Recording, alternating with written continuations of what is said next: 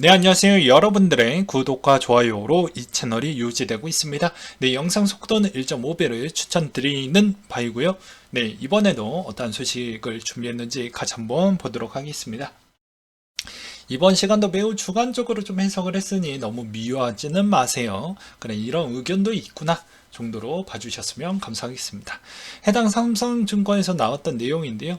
그전에도 소수몽키님과 의견이 거의 비슷했던 내용이었던 것 같아서 어, 그렇게 또 준비를 해 보았습니다. 네, 연준이 의도한 방향성, 고통스럽지만 그래도 그 길을 가야 한다. 라는 이야기가 나왔는데요. 자, 우리는 연착륙을 위해서라도 성장을 희생해야 했다. 그리고 실업률이 조금 더 상승하더라도 노동시장은 강하다. 라고 볼 수가 있다. 그렇기 때문에 우리는 금리 인상을 밀어붙일 것이다. 라고 이야기를 하고 있는데요. 이게 이제 역설적으로 어떻게 볼 수가 있냐면, 자, 자산 상승에 따른 기대감이 수요 억제를 꺾어버리자. 네, 라는 이야기를 볼 수가 있었습니다. 이것도 자주 보여드리고 있는 부분이죠. 왜 그랬냐면 자산 수요라는 부분은 이것도 많이 보여드렸던 자료인데, 자, 작년 기준으로 수익이 202조 원인데 전년 대비 5배 정도 수익이 났습니다. 그러면 자, 2020년도 기준으로 해서 자, 5배 늘어났는데 미국이 476% 증가한 58조 3,872억 원의 수익을 거둬 세계 1위를 차지했다고 되어져 있어요. 그렇기 때문에 그만큼 개인들이 많이 은퇴를 했다라는 기사들 좀 많이 보셨을 것입니다. 여기에서도 보시다시피 미국 고령자 조기 은퇴 현상과 주요 원인 분석이라고 해가지고 나왔던 게 있죠. 네, 그만큼 많이 은퇴를 했다라는 걸 알 수 있습니다. 해당 날짜도 22년도 2월 6일자 기준으로 나왔죠. 그래서 대부분 수익을 주식 또는 부동산 또는 코인 또는 이런 형태로 다채롭게 수익을 많이 냈기 때문에 그런 현상이라고 보시면 될 것 같습니다. 그래서 보시게 되면 미국의 개인 저축률 추이가 지속 하락 추세가 보여주고 있다고 하는데 그거는 이제 올해 기점으로 이제 들어왔기 때문에 그런 것이고 이제 과거 보게 되면 코로나 시점 때부터 실업급여 부분하고 주가와 코인과 부동산 미친 듯이 올랐죠. 그러면서 그 효과로 어느 정도 지탱을 해주고 있는 실정입니다. 그래서 한동안 1년 내내 지탱을 해주었던 거 볼 수가 있겠고, 이제 이 시점 때도 잠깐 꺾였던 부분이 나오게 되지만, 이때부터는 이제 서서히 완화를 좀 해주면서, 어떻게 보면 소매 부분도 좀 어떻게 보면 되게 더 좋은, 더 많이 소비를 해주는 모습을 일부 보여줌으로써 조금씩 저축률이 장기간 좀 빠져주는 효과가 나와주었는데요. 이것으로 또 이제 해당 기사를 또 보시게 되면 최근 2주 전 기사를 이렇게 또 보게 되면 이제 인플레 걱정 때문에 미국에서 은퇴 취소가 급증을 보여주고 있다고 했습니다. 인플레 때문에 생활비 걱정이 커진 은퇴자들의 높은 급여를 제시하기 위해서라도 이게 쉽지가 않을 것 같다라고 이제 최근에 나오고 있죠. 불과 1년 전 차이가 미묘한 차이라고 볼 수가 있습니다. 그렇다면 연준이 주는 이 메시지는 무엇일까요? 말 그대로 약간의 성장 부분을 희생을 할 수밖에 없다. 이 말의 의미는 금리를 계속 올릴 생각을 갖고 있다라는 것이고, 반면에 금리 인상을 올린다라는 역설적인 부분은 실업률 부분이 양호하는 패턴을 확인하고 금리 인상을 한다라는 그런 이야기는 전문가들에게 많이 들어보셨을 것입니다. 근데 반면에 무슨 말이냐면 지금의 실업률 지표를 보게 되면 너무너무 안정적이에요. 이게 안정적인데 실제 현장은 그렇지 않죠. 예, 부족한 현상이 나오고 있습니다. 그러니까 어떻게 보면 약간의 금리 인상을 더 빨리 올림으로써 빠른 속도로 빨리 올림으로써 어떻게 보면 약간의 기업에 따른 부실을 조금 더 만들고 부실을 만들면 실업률을 조금 더 만들어서 그 실업률로 인해서 다시 재고용 요파를 그렇게 좀 회전율을 높이려고 하는 거 아니냐. 그리고 어떻게 보면 기존의 부채 부분에 따른 대출 금리나 이런 부분을 좀 더 자극을 시켜가지고 어떻게 보면 해당에 있는 노동 부분을 다시 그런 고용적인 부분을 좀 더 자극을 시키려고 하는 거 아니냐 이렇게 또 보시는 전문가들도 있었습니다.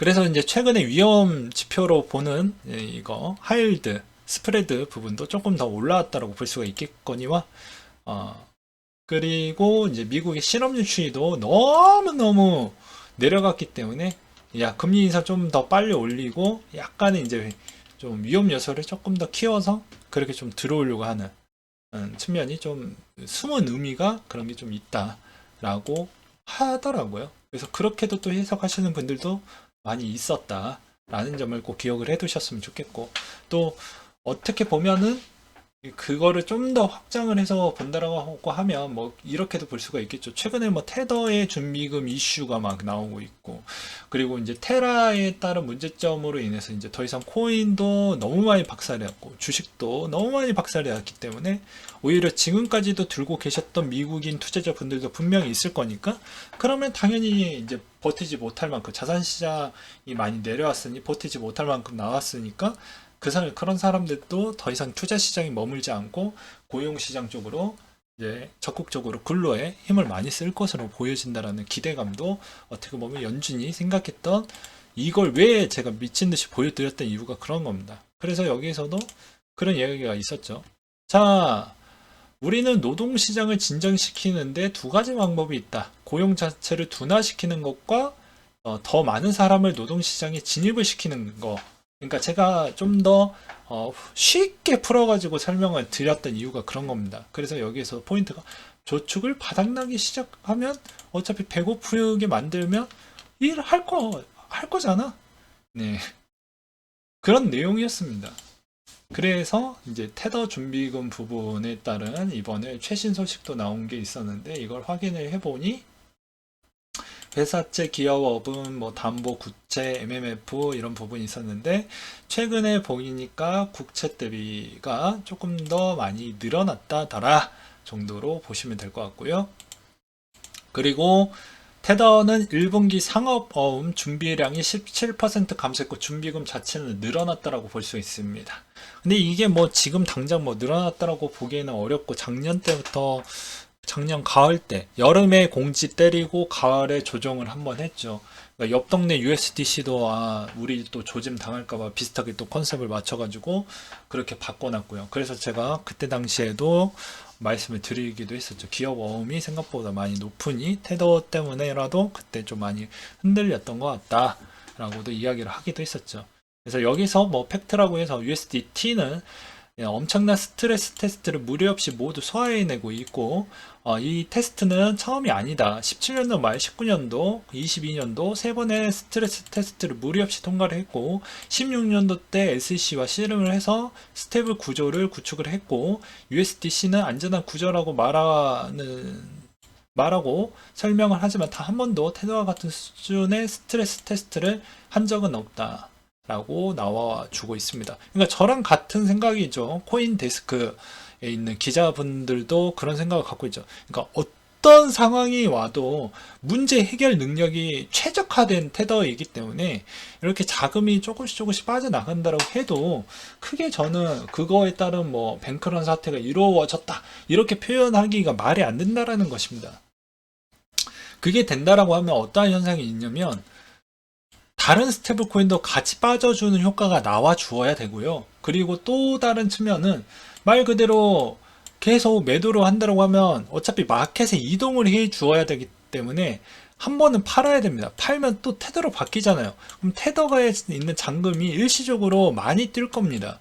그럼 많이 뛴 만큼 공매도 집단이 공매도를 만약에 계속 진행할 거라고 하면 전체 시가총액 대비를 어느 정도는 갖고 있어야 된다니까요. 비중이 꽤 되기 때문에 근데 그 정도만큼의 준비가 안 되어져 있으면 결과론적으로는 공매도 집단이 질 수밖에 없습니다. 그리고 여기에서도 뭐 2017년도 말이라고 되어져 있죠. 이때 테더가 무슨 짓거리를 했냐면 물론 이제 정황입니다. 정황 공개가 안 되고 그냥 벌금으로 그냥 끝내버렸지만 정황상 그때 커뮤니티에서도 엄청나게 시끄럽던 게 걔네들이 발행하고 그 돈 갖다가 공매도 때려버리고 그 공매도로 차익분 냈던 거 다시 그 해당했다가 은행에다가 지급금으로 채워 넣고 그걸 계속 순환고리로 돌렸다라는 썰이 있는데 뭐 일단은 자기네들은 부인을 하고 있으니까 그러니까 그런 형태로 보게 되면 공매도 집단이 많겠습니까? 테더는 그냥 말 그대로 뭐 기초통화처럼 찍어내면 끝나는 것인데 누가 이길 것 같습니까? 진짜 막장으로 간다라고 하면. 뭐 얘네들은 다시 또 선임해서 방어전 들어가서 벌금만 내면 끝나는데. 그러니까 막장으로 본다라고 하면 이렇게도 설명이 가능하다라는 겁니다. 그래서 입장이 다르다라는 거예요. 그래서 공매도 집단이 건들 수 있으면 사이즈가 아니라는 겁니다. 그래서 그런 이야기를 드리고 싶고요. 만약에 테더를 건드려서 만약에 USDC로 넘어가서 재편이 된다고 해도 그 재편된 그 공백 기간이 상당히 많이 걸릴 겁니다. 왜냐면 시장이 적당히 붕괴가 되는 거와 아예 말살이 돼서 그냥 가루가 되는 거랑은 달라요. 그러면 회복하는데 몇 년은 걸릴 겁니다. 여러분들이 생각하는 그 빠른 순환에 있는 펌핑이 나올 수 있을 만큼 뭐 6개월만 좀 지나면 1년만 지나면 펌핑이 나오겠지, 반등이 나오겠지, 천만의 말씀입니다. 그 정도까지 나올 수가 없는 이유는, 아니 모든 자산 시장이 지금 다 저렴해졌는데 왜 코인한테 집중을 할 필요성이 뭐가 있습니까? 예, 한국의 특징, 그리고 업비트나 저기 누구냐 빗썸만 봐도 알 수가 있지 않습니까? 다 건물 샀던 거. 네. 여러분들도 일단 주거 부분이 먼저 안정적으로 확보하려고 하는 습성이 더 크지, 어느 정도 자금이 모였다라고 하면 또는 여유 자금이 있다라고 하면 일부 부동산을 취득을 먼저 하실 것입니다. 근데 왜 아예 다른 사람처럼 관점을 빗대어서 보냐라는 것이죠. 그러니까 그런 점을 좀 말씀을 드리고 싶었고요. 자, 테더의 공개한 자산 비율 보게 되면 840억 달러, 그리고 기업어음, 양도성 예금 증서, 현금 예금, 영래포, 머니마켓, 미국채, 국채 해가지고 담보대출, 사채펀드 기금속, 암호화폐 포함 다른 투자 부분, 이런 형태로 구성이 되어져 있다는 걸 보시길 바라겠습니다. 그럼 시가총액 순이익 대비해서 이제 이걸로 알 수 있는 부분은 그만큼 테더에 따른 위치가 생각보다 높구나. USDC는 여기에 있구나. BUSD는 여기에 있구나. 정도로만 봐주셨으면 좋겠습니다. 그래서 하다하다 테더까지 걱정을 해야 되냐라고 이제 삼성증권 쪽에서 이런 자료도 내놨는데, 보게 되면 좀 최근에 이 감소세가 좀 많이 꺾이고 있는 건 사실이죠. 그래도 순위 부분에 있었을 때는 그래도 USDC가 위로 올라가기 전때까지는 그렇게 위협적이다라고 보기에는 어려울 것 같습니다. 그 다음으로 권도영 대표가 수상한 돈의 흐름 파악했지만 세금만 물렸다. 뭐 뭔 소리인지 모르겠죠.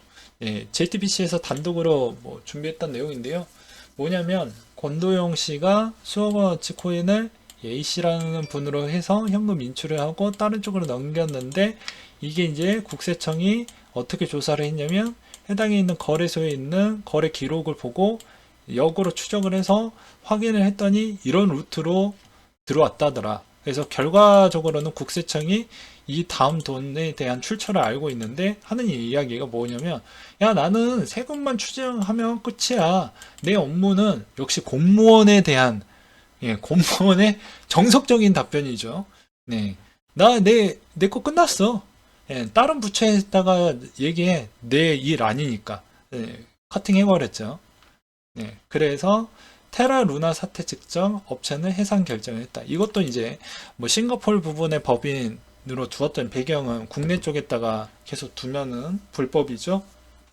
해당에 있는 법률 근거로 인해서 불법이었기 때문에 해산이 되면서 기존에 있었던 뭐 법인에 따른 뭐 비용 지불 부분이 다 싹 자료가 없어졌기 때문에 확인하기가 좀 어렵다. 그래서 국세청 권도현 법인에 수백억 원대 세금 추진을 했는데 출처도 확인했는데 자료는 일부밖에 공개를 안 해주었다는 거. 그런 내용이 좀 있었고요. 그 다음으로 또 보게 되면 업비트에 관련된 내용을 또 설명을 좀 드리도록 하겠습니다. 논란거리가 꽤 많은데 보게 되면, 자, 법인 계좌의 고객 예치금 보관으로 이자 58억이 발생을 했다. 이제 이건 K뱅크 부분하고 이제 계속 이야기 나왔던 내용 중에 하나죠. 그래서 이게 비금융사 이자 지급 시 유사수신으로 형사처벌 대상을 받을 수가 있다 보니까 이 돈을 어떻게 할까 이제 잔머리 졸라 쓰다 보니까 이자 수익의 사회공헌 활용으로 취약계층에 청년 지원을 했다고 해요. 야, 그럴 거면 이 비금융사로 하지 말고 다른 형태로도 할 수가 있잖아요.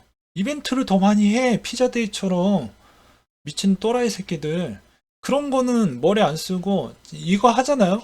그럼 얘네들한테 또 좋은 거예요. 취약계층 청년 지원. 좋은 취지라고 볼 수 있겠죠. 근데 이거 되게 치밀하게 들어가 보면 이거 기부금 활동으로 들어갔기 때문에 법인 기부금 활동 공제액으로 또 들어갑니다. 그러면 또 얘네들 정산할 때, 법인 정산할 때 세제 혜택 100%또 받는 거예요. 그러니까 결국에 지들 좋은 형태로만 쓰고 자기 또 명의로 이름 딱 걸어놨을 거잖아요. 그러면 사진 찍을 때도 업비트에 있는 전직원 활동 이렇게 쓰지 말고 투자자에 따른 그런 ABB로 했다라고 그렇게 해가지고 사진 한 방 찍어 넣어서 끝내던지. 그러면 제가 뒷말 없이 그냥 깔끔하게 인정을 할 것 같습니다. 근데 그지같이 하니까는 일을 그지같이 하니까 그지같이 또 연봉은 존나 많이 받으면서 욕 먹을 짓거리만 존나게 하는 것이죠. 제가 이렇게 좀 험하게 이야기하는 이유는 다 그런 거예요. 얘네들 업비트 연봉도 생각보다 많이 받습니다. 참고로. 그래서 일하는 것도 대충 하면서 연봉을 많이 받는다는 것도 말도 안 되죠. 그 다음으로 이제 두나무에 또 여기 보게 되면 회사, 자회사 트리거라고 있는데요. 이 트리거도 이제 리딩방 예치금 논란 두나무 새 정부 색깔 맞춰주는 거 아니냐 라고 해가지고 이쪽에 보니까 40% 지분 40% 지분 보이시죠? 네, 그래서 운영을 했는데 이 취지가 맞지 않죠. 거래소 하는데 리딩방을 왜 운영을 왜 해? 그래서 논란이 커지니까 코인 서비스 종료하고 퓨처이스 지분 매각도 같이 했다라고 합니다. 네. 그러면 시세 조작에 따른 논란거리가 꽤 크지 않을까요? 그러니까 생각 없이 운영하는 게 너무 많다라는 거예요. 그리고 그 뒤에 또 찾아보니까 또 뭐 정치인 뭐 어떤 분하고 뭐 의혹이 좀 있다더라 뭐 이런 이야기가 있더라고요. 이 기자님 말씀으로는. 그리고 국가마다 첫 스리랑카 디폴트 공식 돌입 지급 유예기가 만료가 있었다. 스리랑카 같은 경우에는 중국의 1대1로 자금을 쓰다 보니까 자금을 갚지 못하다 보니까 뭐 항로 편 부분인가 그것을 99년 동안 이제 또 그 이자 포함해가지고 그 세금을 아니 그 납입을 못 맞출 것 같으니까는 그것이 이제 따로 자산이 넘어갔다라고 합니다. 그리고 중국의 관영지 IPEF 출범으로 중국 배제하려고 하는 시도가 좀 보여진다라고 하는데 뭐 누구는 사드를 다시 꺼내는 거 아니냐 라고 하시는 분들도 있고 제가 보기에는 중국이 할 수 있는 활동은 별로 없을 것 같습니다. 왜 그러냐면 지금 중국 자체로도 힘들기 때문에 여기에서 한국과의 따른 관계도가 또 멀어지는 게 중국 입장에서도 별로 좋지 못할 것으로 보여지기 때문에 그런 점이 좀 있었고요. 그리고 3번 거래는 항상 단타를 좋아한다라고도 이야기를 많이 했죠. 정황으로 보았을 때는. 근데 이번에 3번 거래가 추가 매수를 했기 때문에 추세를 한번 지켜볼 필요성이 있을 것 같고요. 스리랑카는 이번에도 석유, 자체적으로 석유 살 돈도 없는 정도로 상당히 취약하고 시비도 상당히 많이 일어나고 있고 그 다음에 그것으로 인해서 이번에 스리랑카 수장도 잠깐 물러나고 거기에 총리가 또 바뀌는 현상이 자주 일어나고 있다라고 합니다. 그래서 쉽지 않은 형태이다. 그리고 유가도 또 좀 올랐습니까? 그리고 두나무 임시주청 열리고 자사주 매입을 한다라고 하는데 이게 되게 웃긴 게 주주적 가치 제고를 위해서는 열심히 일을 하면서 코인에 따른 투자자의 보호 같은 거나 뭐 이런 거는 뭐 쓰레기처럼 운영을 하고 있어요. 예. 듣고 싶지 않죠. 그러면 두나무 관계자가 만약에 제 영상을 보실 이유도 없겠지만 계산을 하면 되는 겁니다. 예. 저는 좀 어떻게 보면 그냥 아무 이유 없이 그냥 묻지마 어떻게 보면 묻지마 그 양파 깎기처럼 그렇게 까대는 애가 아니에요. 예, 다 논리와 근거에 기반을 해서 까대기 때문에 그런 소리 듣고 싶지 않으면 거래소 관계자분들은 꼭 개선의 조치를 해 주시길 바라겠습니다. 그 다음에 미국의 하루 확진 다시 10만, 바이든 딸도 걸렸다라고 해서 생각보다 이게 확산이 많이 되어 가고 있는데, 이번 고비가 아무래도 가을, 겨울 때 또 연달아서 3분기에 또 충격을 주는 거 아니겠냐라는 이야기가 좀 들리고 있고요. 그 다음으로 이제 이더 2.0에 따른 기대감이 계속 솔솔 나오고 있습니다. 그리고 여기에서도 보게 되면은 8월 달에 2.0 통합 진행이 될 거라고 하지만 저는 글쎄 일단 지켜봐야 되지 않을까요? 그리고 반면에 이게 또 안 되면 또 많이 밀릴 것으로 보여집니다. 그래서 여기에서도 그걸 알 수 있는 게 같은 기간 거래소 대체되는 입금 대비보다 이더 출금되는 이더가 많았기 때문에 또 기대감이 꺾이게 되면 또 많은 물량이 나올 수가 있게 되겠죠.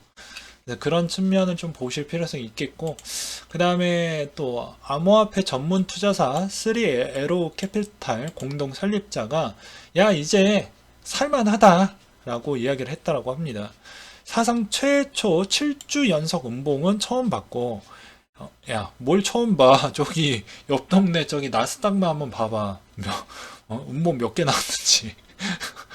그리고 LFG 8만 비트코인 청산하고 비트코인이 2만 6천까지 떨어진 기간 동안 연내 최대 규모 현물 파생상품 거래량이 기록을 했다. 그리고 낮은 수준의 메이어 멀티플이 보여지고 미국 거래 시간보다 아시안 거래 시간이 강세이다. 그리고 캐나다 ETF 7,000 비트코인 유입했던 부분이 좀 있었고 테더의 퍼드 부분이 아무래도 마지막 부분이지 않겠냐 그런 의견이 있었고요. 그리고 클레이튼에 따른 AMA를 진행을 해서 질의응답이라고 보시면 될 것 같은데 중요한 떡밥이 몇 가지가 나와서 클레이튼 들고 계셨던 분들은 잘 참고하시길 바라겠습니다. 3주년 비 소식이 있다라고 합니다. 그게 무엇이냐? 오픈시와 뭐 좋은 소식이 있다라고 합니다. 그렇고 업비트에 또 상장하기 수월한 상황이 몇 개가 있기 때문에 아무래도 클레이튼에 따른 상장 소식도 조만간 이루어지는 거 아니겠냐라는 내용이 있었거니와 샌드박스가 2분기에 코인베이스 상장 예정을 가질 것이다 라는 내용도 나와주고 있습니다. 그리고 위믹스가 수익률 20% 보장 스테이킹 7월 1일부터 360일이면 200만원 정도라고 되어져 있는데 이것도 보게 되면은 자 신규 스테이킹 서비스 주의시 라고 되어 있죠. 90일, 180일, 270일, 360일 만기 리워드 지급 스테이킹 자 8.1, 10.1, 14.8, 2.2, 20.2 현재 별도 기간 제한이 없는 위믹스 원래 스테이킹 APR이 7%이다. 그래서 위믹스 3.0 쇼케이스가 6월 15일날 열린다고 하는데요. 야, 가격이 스테이블이 이면은 이것도 할만하는데 지금 내려갈 확률이 조금 더 많이 보인다고 하면 이게 잘 운영이 될지는 전 잘 모르겠어요. 네. 그래서 여기에서도 업비트가 투자 유의 공지한 스테이블 코인이 있다라고 니어, 다이, 리저, 스팀 달러, 테더, 트론, 투루, 하이브 달러 정도 뭐 지정을 했다라고 합니다.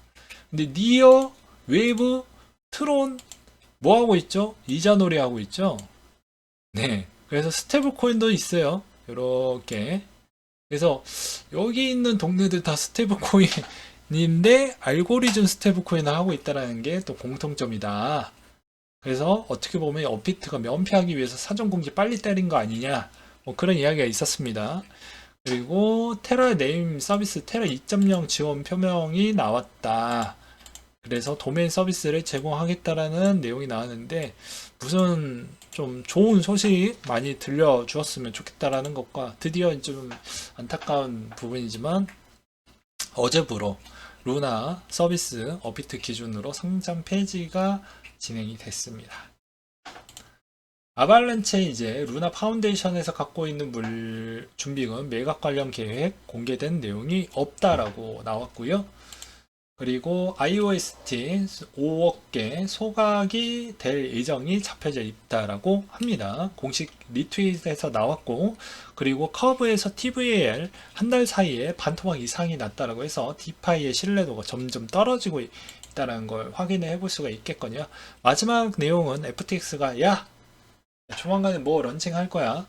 뭔데? 그게 뭐냐고. 그러니까 기대감을 많이 지어주고 조금에 대한 떡밥도 주지 않았다는 게 너무 불쾌했어요.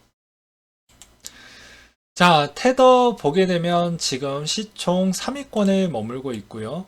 네, 지금의 시가총액 부분만 보도록 하겠습니다. 계속 줄어들고 있는 모습을 볼 수가 있는데, 이 줄어들고 있는 모습을 보게 되면 이게 언제 정도에 멈출 것인지는 좀 더 지켜볼 필요성이 있을 것 같습니다. 네, 계속 하반기 때까지 내려간다라고 하면 정말 주의를 해볼 필요성이 있을 것 같은데 아직은 좀 그렇다. 그리고 저게 왜 많이 빠져나간 만큼 어떻게 보면 USDC와 비교를 하면서 대칭을 해보면 답이 나온다라고도 저는 말씀을 드리기도 했었죠. 왜냐?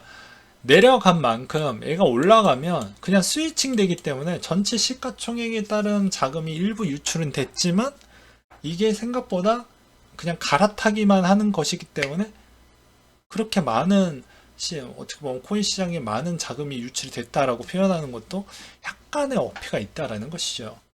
그러니까 이런 것도 여러 가지 스테이블 코인 이거 이렇게 두 가지로만 또 보면 또 안 돼요. 어떻게 보면은 왜냐면 다 찍어가서 다 비교를 해볼 필요성이 있겠죠.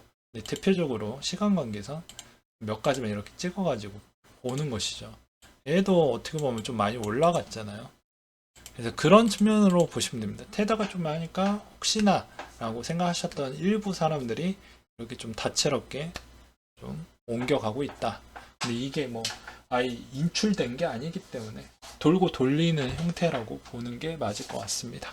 네, 오늘도 많은 도움이 되셨다면 구독과 좋아요 그리고 광고도 끝까지 한 편 정도는 봐주시는 센스 가져가 주시면 정말 감사하겠습니다. 네, 이상으로 마치도록 할게요.